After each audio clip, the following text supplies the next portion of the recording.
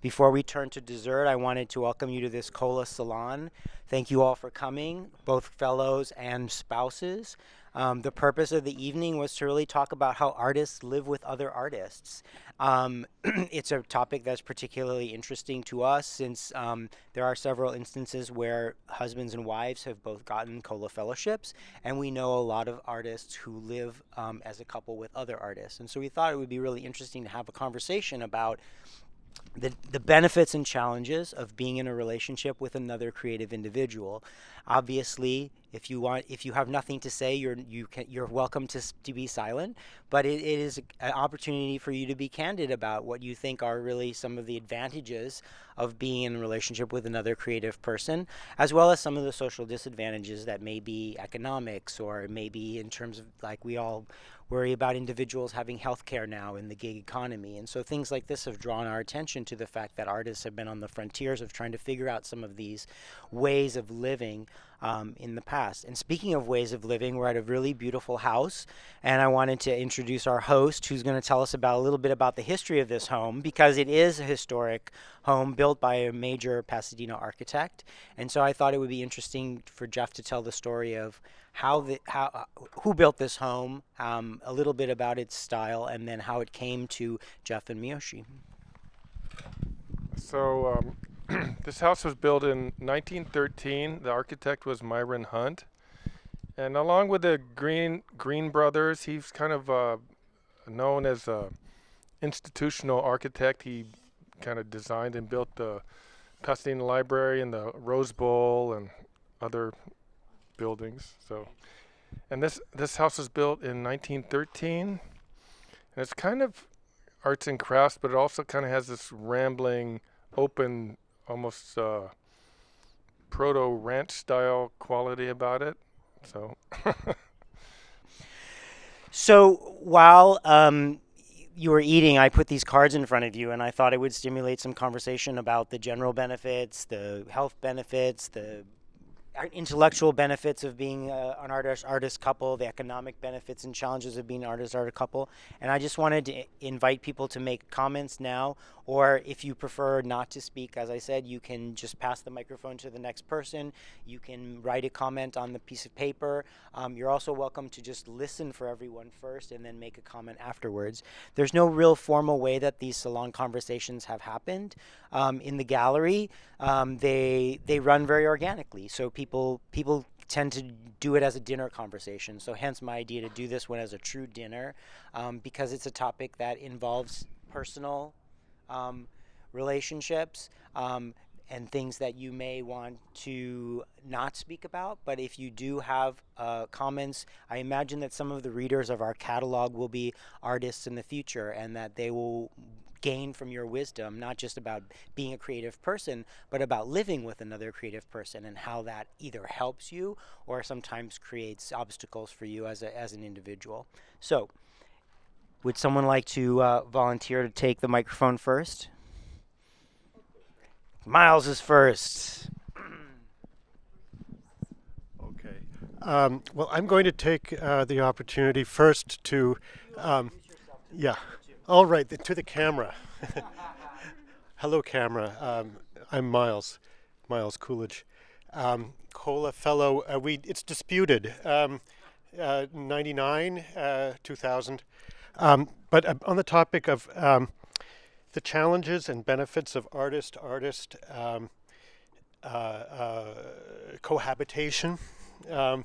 Well, first of all, I have to make my apologies for Amy, because she has to leave, because there was somebody who she has to meet at our home, because we have also this complicated relationship with our home. We have to rent it sometimes when we're gone for more than a few weeks, and so we have a tenant who's coming by, a potential tenant. And so she's going to go and meet him. So giving her an out here.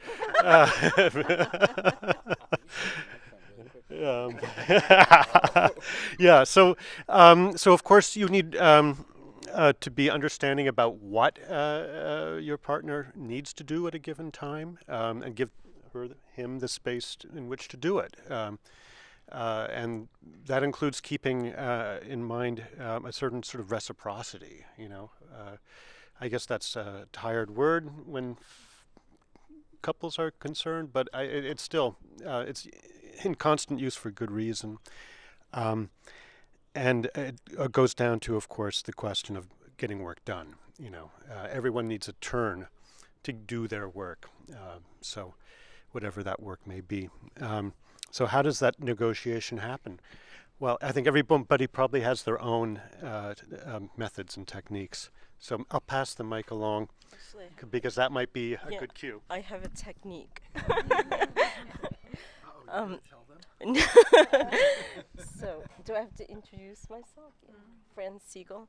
No, we have something, Danial Nord, who is my partner across the way, and we have a technique that we use, which is called residency rules, and it often breaks down, but the idea is that if we see each other in the morning and it's residency rules, it means that we don't speak and we actually go into our studios and close the door, and there's no conversation until later or lunchtime. It sounds very strict. No, but it actually works really well because you don't want, like, you're in your own space and you don't want to be bogged down with somebody else's ideas or whatever. So, anyway. How did you establish that? Well, because both of us have done residencies, and the idea of, like, when you're at a residency and you get to a breakfast table and somebody's sitting there going on and on about their work and you want to like kill yourself. The idea is that, you sit at a silent table or something. So we decided, actually we used to have studios that were further apart, like at opposite ends of a floor, and now they're side by side. So we sort of realized that we had to do something different in order for that to work. So, yeah. Do you want to add to that? Gee. Am I supposed to face the camera? Maybe. Hello. At least momentarily. I'll do the 3/4 view.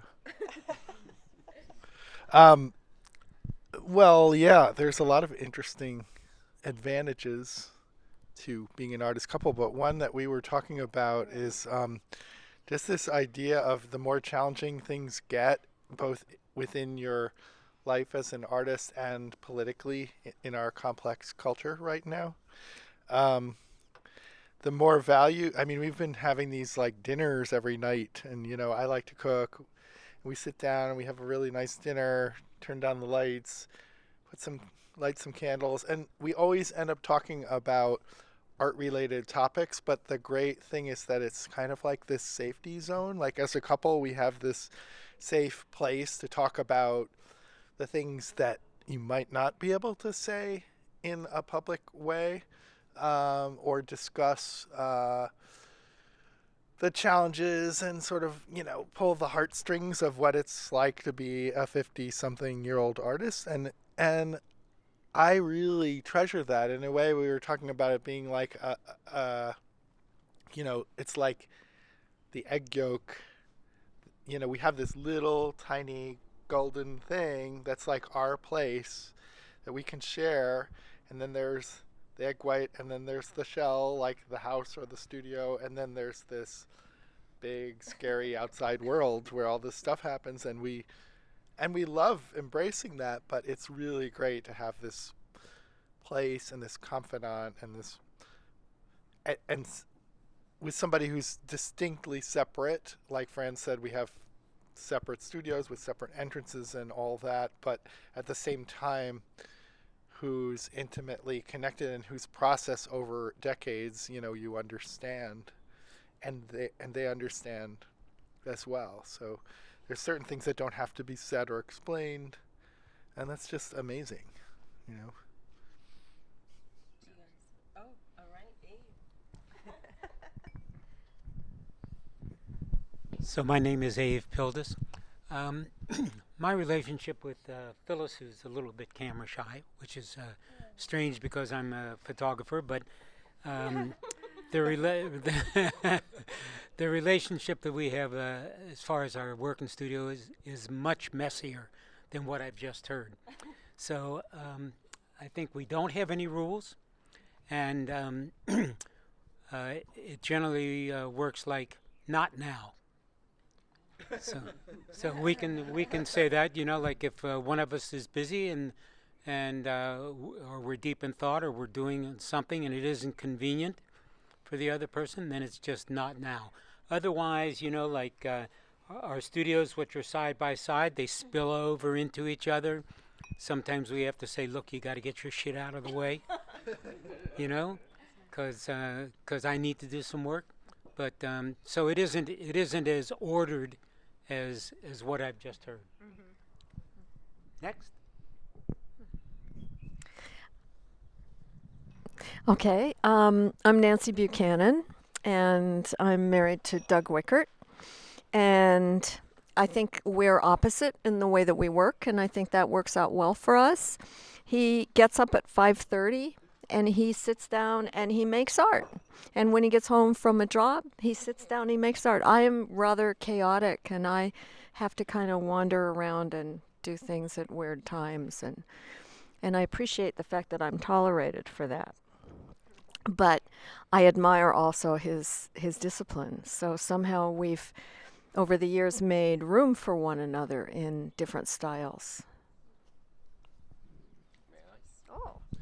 Okay, I'm Doug. I'm married to Nancy, 30 years. What you call occupancy or residency rules, corporate planners call the golden hour. The idea being that you get the first hour with no interference, and you do the things you have to do, and you can also take those seeds from yesterday and start developing them, and then you have to deal with all the clown heads. So it's a very good strategy.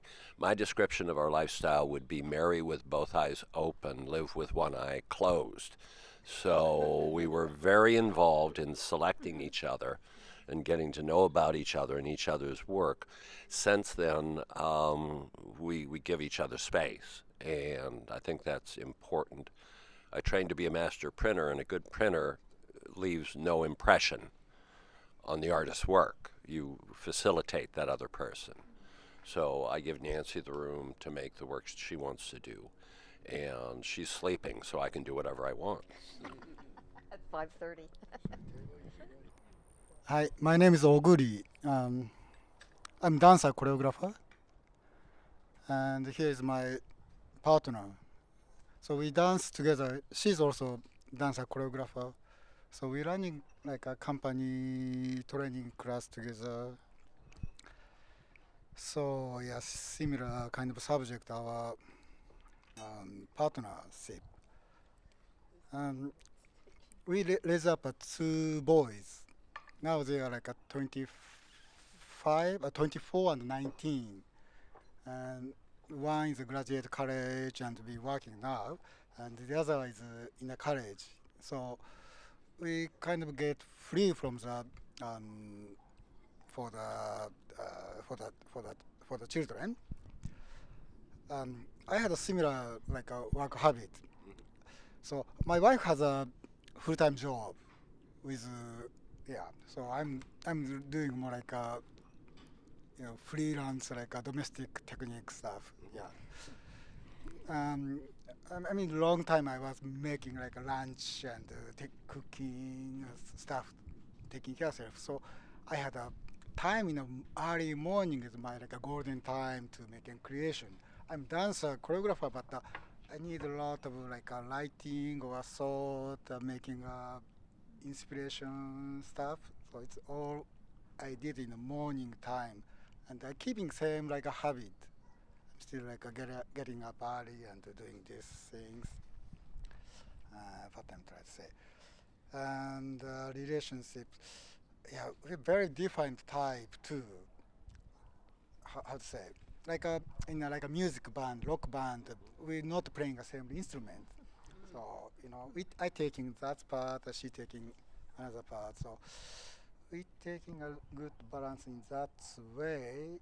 But I really inspired that you not talking in morning time until lunchtime or something. So it's getting so too close working. So it's nice to make. Yeah, we're both working for the separate way as a solo artist as well, but getting yeah, it's very yeah. I'm inspired. Can you talk? Oh gosh, too many things to say. I'm Roxanne Steinberg. And so Oguri and I dance in a similar way. And that's a real treat for me because sometimes when I'm struggling with something, I can rely on him to help me with my choreographic and dance problems. I do work full time, and so thank goodness he's an excellent cook. So I come home and there's dinner, and sometimes I have to cook for work. And he's a tremendous resource for knife techniques and recipes and everything. So we help each other in a lot of ways. We have a similar dance background. We both arrived at the kind of dance we do from different directions, and we in a lot of ways are able to maintain our own vision and yet work together really intimately. So because he's got that golden hour, my golden hour doesn't happen because by the time I get up, there's a lot of things that we need to work together on. So I think also because I work full time, I work for a tremendous artist, Lauren Bond, and when I do have a project and I need that time, I'm given that time because I have two artists around me that understand, and one is Oguri and one is Lauren. And so, okay, I have this project, and they say, okay, go do it, because they know that a lot of times I'm serving a lot of other people. Yeah? Yep. I'm sure there's going to be more. Yeah, yeah. No. This is like the newlywed game or something. Right? It feels really funny. Yeah, I mean, once you hold a microphone in your... Aren't you glad you went first? Yeah, right. There's always an advantage. Yeah, there is, isn't there? So dancer, I mean, so you are mostly like a painter and photographer, sculptor. I see. So are you working alone? Mostly. I can talk. You want me to talk? Yeah. Yep. I mean, dancer is normally working with Others. others. Yeah. So my name is Joe Davidson, and but I was going to say really quickly about the artist and artist thing. My wife is actually not an artist. She has a master's in art history, so she's very well acquainted with art, and she loves looking at it, and it's a very big part of her life. But she runs her own business now, and so that part of it, I mean, it's very interesting because though she is a business person, she always has to think about bottom lines and things like that. There's still a lot of creativity that is part of, how do we keep growing? How do we keep things happening? And so she understands creative processes, and she really is a really wonderful resource to bounce ideas off of. And she understands, which is great. She understands this idea of just this creative process, and believes in it, and understands the power of art, whatever form it is, whether it be dance or sculpture or whether it's music or something like that. So it's really wonderful to have that kind of support system. It's really interesting that you just brought up the fact that you're a dancer, and so you always work typically with other people. I always have this strange, I have this really love-hate relationship with my studio because it's at my house, and there's something that's so amazing. And also I should say we have two kids that are 13 and 11, so we're in the midst of sort of pre-teenager, there's a lot of energy going on, and there's a lot of kind of things that, where our schedules sort of write themselves. We don't have a lot of say almost on our schedules. So we sort of have to work with it. And have to just, you know, just work with the kind of time that we have. But so one of the great advantages is having the studio that's just right in the backyard that I can just, okay, now it's time, go. And trying to get into that discipline mode of, like, the rest of the world needs to go away now and the rest of the world will go away now. And just trying to create the discipline to stay, to keep a sustained practice, right? And then to do that also by yourself is sometimes very challenging. Sometimes I really wish I had, like, either like a partner that I was making work with. Like, I was just thinking the other day of other artists that I'd like to partner with just to play around, you know, just to come up with ideas together and do a few projects together.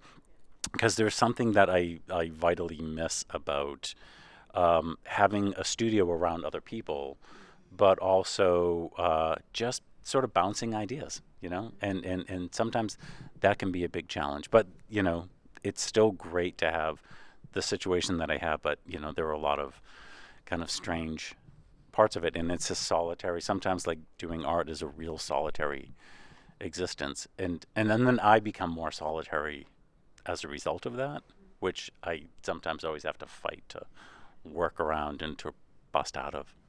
So, yeah, that's what I have to say. I'm still Fran Siegel. No, but I wanted to say just that I think when you are a couple, there's, like, your priorities can be kind of similar, like, in terms of what you might need, what your needs might be, in terms of, like, we spend whatever money we have on travel, and it's something that we both agree on, I think. And the other thing is, you know, maybe about ethics, that, you know, we can always run things by each other in terms of ethical issues, or, you know, thinking if something didn't sit right, you know, what do you think about that? And that's, I think, really important, you know, in this art world, like navigating this art world right now. The other thing that we do is edit each other's statements often, and I consider myself a really poor writer, but I'm a pretty good editor, or a very good critic. But it really helps a lot to have somebody read something that you've written, and have it be either really off base or not. And then for me, a lot of physical help, like, Dan has very long arms and is a very tall person, and I'm often asking him to reach things that, yeah, I make really huge work that he's often up on the ladder reaching for. So it's incredible, incredibly helpful. And the other thing I wanted to say is, I just remembered about the performance that you guys did at the Getty with the threads, and that was just so beautiful. And now it's nice to be able to tell you that. So no, it was like mesmerizing, that piece. It cascaded up and down. So that was a collaboration with Hirokazu Kosaka, the piece that we did at the Getty with the strings, and that he was also a COLA fellow. And it's interesting because we've worked with him for many years, and he talked to me and he said, I think I want to do something with Oguri. And so yeah, we're really fortunate to have that. Yeah, that was, like, I'll never forget that piece. Thank you. David DiMichele. So I think, you know, there's advantages and disadvantages. I mean, previously been in relationships with women who were artists and not artists, and I think, you know, there's certainly advantages both ways, but I think the thing that I really like about it is being with someone who shares what my passions are, and that you know, if there's something I've gone out and seen, she's always interested in hearing about it, and you know, we go to see shows together and talk about them, and it's just, you know, having the interest and having the background in it to have that interest, and being able to talk to someone about what I'm working on and what I've seen, and you know, all that aspect. And I think in our case with Lara and I, she's also very helpful, helping me in the studio because she always has a very strong opinion about whatever I'm doing, either like negative or positive. It's always a strong opinion, and so yeah, it's really good to have someone who's interested and who has something to say about it, and so I think it's that aspect. And I think in the other parts, I can't imagine being with another person who didn't share my social, political kinds of views as well. So, that's certainly a part of it too. Yeah. Yeah, it's great to share, a primary passion and be with another artist.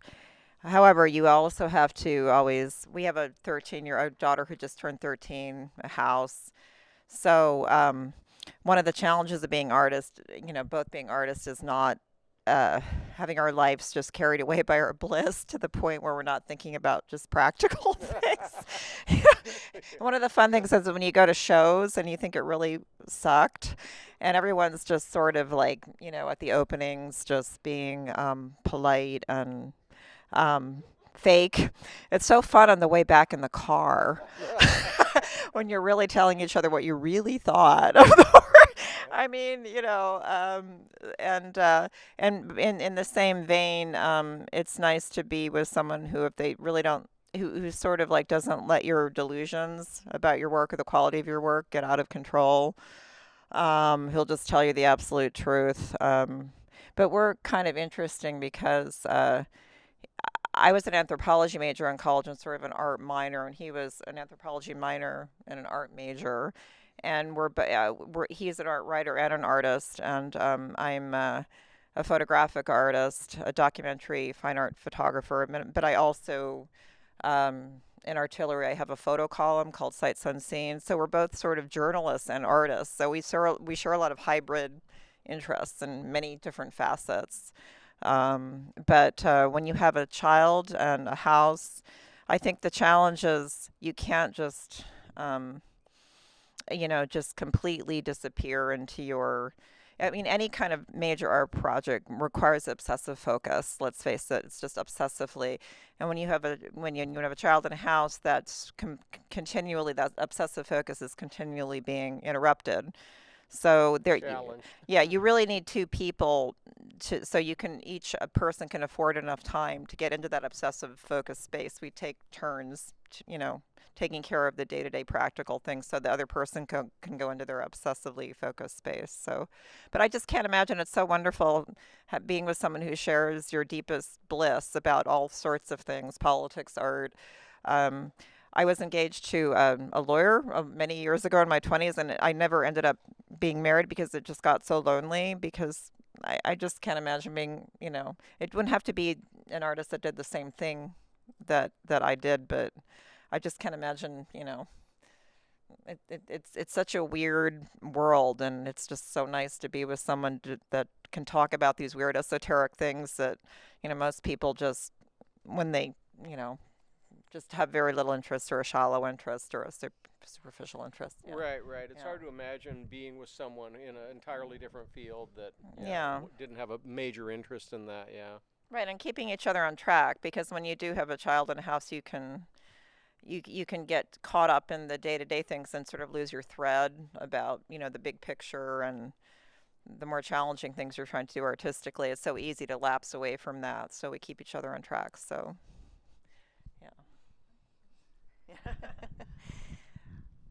Yeah, so I dated a lot of non-artists too, and it was always about, I don't like playing the traditional woman's role at home at all. Yeah, I hear ya. I think a lot of women here. But we both are very social with our work, so we don't need the residency rules. We're always interrupting each other, so that's nice. So we had the same kind of social rules. And then, and then I get a welder and a woodworker. Handy guy. He welded this trellis. He's well. So you don't have to outsource those things. Yeah. I think, we divorce, it's going to cost me so much. But yeah, the lifestyle things too. We don't have to fight when we travel. We all want to go to the museums and the same kind of cultural. Issue. I know you want to say something.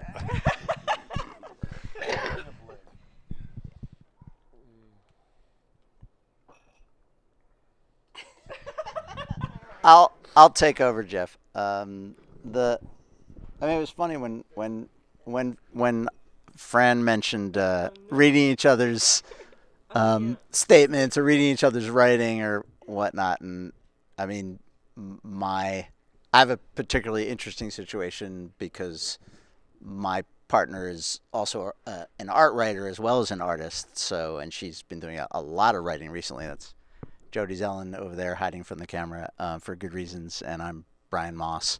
But yeah, like we read each other's work all the time, and you know, I saw Miles, your face kind of went like, oh my God, like about like reading each other's artist statements. But it's like, who else is going to do that for you? And it's nice, but sometimes, it's difficult because I notice we happen to have really different writing styles. I kind of expound and make long run-on sentences, and she's very kind of short and declarative. And then I notice sometimes when I'm rewriting something that she's written and then it becomes too much like me, that's a problem. And so she's got to kind of take that back and fix that somehow. And in the same way on mine, it's just sometimes it's like, oh, like where did that? Oh, right, I didn't write that. She wrote that. But it is interesting, the whole question of how do you go back and forth with each other in terms of support and criticism, right? Like, how do you get what you need, once you leave school, which we all left a long time ago. You don't have like a ready-made kind of group of people to kind of bounce off ideas or look at your work and say, yeah, that could be better if you did this, or, oh, yeah, that's great. So that is an interesting thing that I'm kind of wondering about with everybody else. How do you kind of deal with that sort of back and forth about getting into each other's work, especially when you make really different work? I can speak to that. Let's see. Well, there's no formula here. I mean, clearly every pair of artists or non-artists have a different way of managing. I have to say, I mean, Amy and I, we never talk about our work with each other. That doesn't happen. But we never left school, Brian. We're both art educators as well as artists, and it's on the questions of art education that we're constantly talking. How is your day with your students? I mean, every day. I mean, because you're affected deeply into the night if you had a bad day with your students, and that actually means a lot more to our daily sense of well-being than our existence as artists do. So that's our shared territory. I'll put it that way, because it's not just how did the day go, but so philosophically, how do you approach a certain situation? How do you deal with a student who is doing work that he doesn't think is racist, but everyone else would? I mean, so there's lots of fascinating challenges that arise that are much,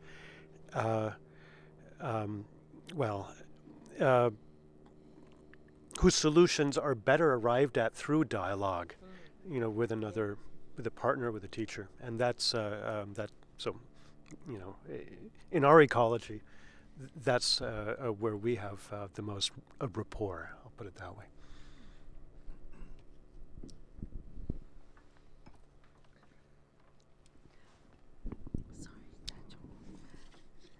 So we have about writing. It's a gift and a challenge to both of our works. Oguri is a very poetic thinker, and we struggle all the time with language. He speaks to me in Japanese, and I only understand about half of it. So when it comes to to writing something, often articulating the ideas for whether it's a grant proposal or some kind of statement. It takes that time of translating from Japanese and putting it into English that we both can agree with, and somehow he's able to understand the nuances of the language, and it comes out in this different kind of language that I wouldn't write if I wasn't translating from his thoughts, and it gives me a deeper access to his work and the work that we do, and it always is like this magical jewel that we're able to kind of construct together. So I think it's been extremely helpful for us for both of our works. Yeah. Phyllis and I, we both taught for a long time, and our conversations about teaching certainly were long-winded, deep, and many of our friends also taught. When we both stopped teaching, then our conversations changed. We weren't as interested in it, and they became much more personal. So we weren't involved with whether a student had answered a problem correctly or was way off track. And it really freed us up to have a different dialogue. So while it was important to us to teach and have dialogues about our students, it also became very important to not have to have that anymore. So there was a plus and minus on being teachers, and there was certainly a freedom that we didn't have before that we now have. So the other thing is that our work are very different. Phyllis is a sculptor and uses in her work a lot of chaos to create things, whereas myself, who was trained as a designer and work as a photographer, like to have a very clean space with nothing in it, and then something evolves.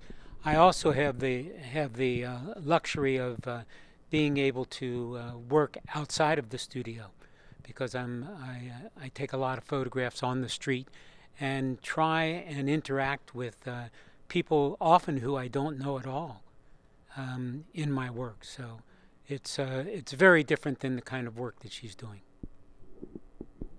I just want to say that this makes me want to cry because it's so, like, we were talking about, I think being an artist in my mind at least is kind of lonely. There's this lonely process, and then when you're an artist couple,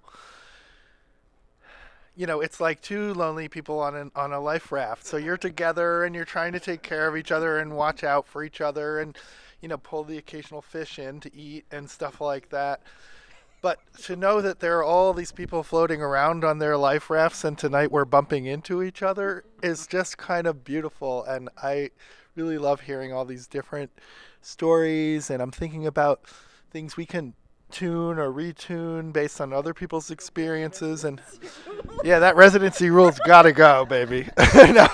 But I just think it's just lovely that you're all here and that we get to talk about this. So well, I had a less positive thing to say. Instead of two people on the life raft, also, like Voltaire said, 2 weak bushes in the storm, because we both have a lot of anxiety about our future, and that was one of the questions Joe put out there. And we both will wake up in the middle of the night and have gas, the Tums are out. So, but you have a partner, at least another bush, Oh, it's the phrase is stable instability. Right. That's how. Perfect. And we try to control the anxiety because we know that's not going to help the career. You have to have that face on for the openings and the. Well, you also have to keep your spirits up if you want to be motivated. And our work isn't about our angst and anxiety. Yeah, we don't go. Neither of us go there with our work. So. Yeah. Another really neat thing I've noticed too, when you're both artists but you work in different disciplines, is how much there is in common.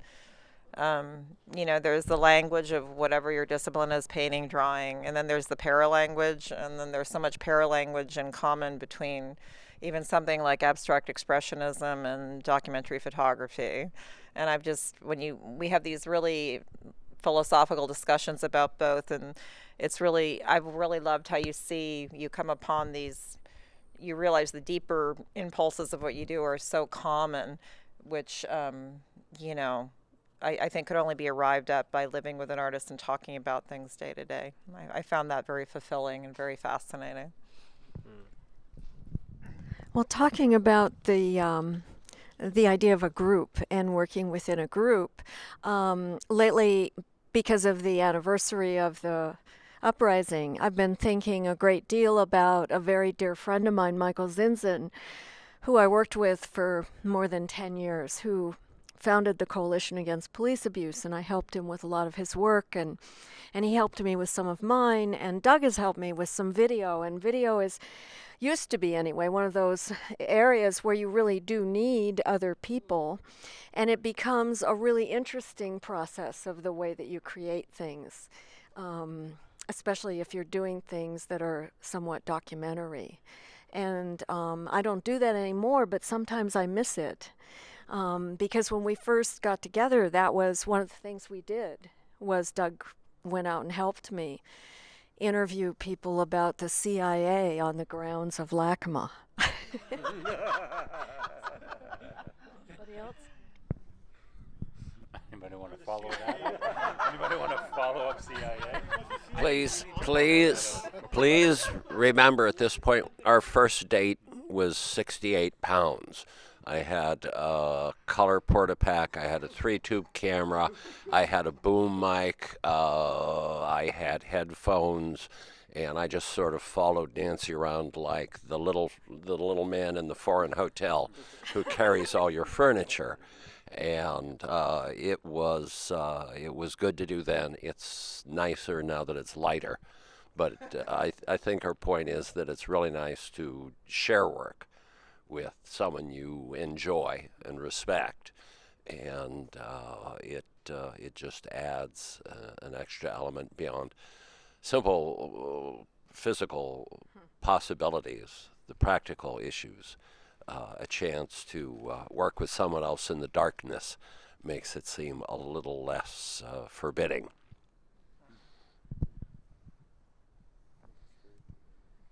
Uh-oh, did we kill the conversation? Well, I would suggest let's eat dessert and then see if the sugar rush. Just to the issue of having an artist that you work with and working in a communal way, and of course it's, our solo time's really important. He trains every day on the roof by himself, but we have each other to rely on as an outside eye. We understand each other's language intimately. We teach together and have for so many years, but we became aware of this conflict that people have of needing to work as a solo artist or needing to work in solitude, and then the loneliness, because we've been lucky to travel with a bunch of artist families called Cora, and they were painters and sculptors, and they in this situation traveling with us, and we'd all of a sudden be working together, and we're able to kind of share that. So it's really special to hear these kinds of relationships from everybody, and to be together, and such an unusual opportunity. We don't usually have this kind of opportunity to discuss things together, so I really, really appreciate us all being here together today. Yeah. Did you want to say something? No. I want to say one other thing. No, I was just going to maybe bring up this political climate and how how rough it is, and also how as artists we are finding our own ways to deal with this, and somehow sometimes knowing that you I don't know, I'm also thinking about COLA and the city of Los Angeles and how LA in this time has really stood up, and California has stood up politically. So, I'm just feel really thankful of that, and I think of that as like a larger family right now. So that's what I wanted to say. Okay. Nice close. Well, no, I just like to echo that. I mean, we do such obscure work sometimes, and it's, with the Department of Cultural Affairs, where each year we're like, wow, we're the city's artists. It just feels tremendous. So, yeah, that's true. Yeah.